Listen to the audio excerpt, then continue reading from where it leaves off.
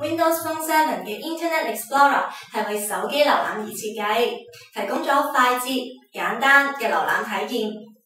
IE 喺同一時間可以開啟6個瀏覽頁，並且喺背後可以同一時間下載各個網站嘅內容。咁我哋就可以一路睇住網站，一路等網頁下載，唔使開一個等一個啦。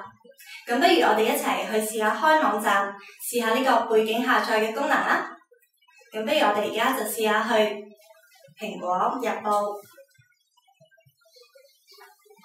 香港 MSN、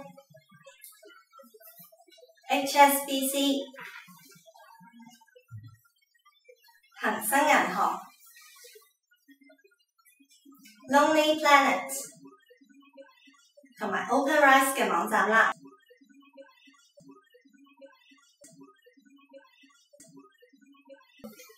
IE 唔單止係為手機上觀看而設計，佢更加用咗較清晰同埋平滑嘅字體，方便我哋睇唔同嘅網頁同埋文字。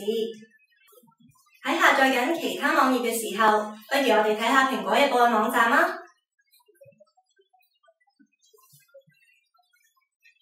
除咗可以放大、縮細之外，仲可以 double tick 瀏覽網頁。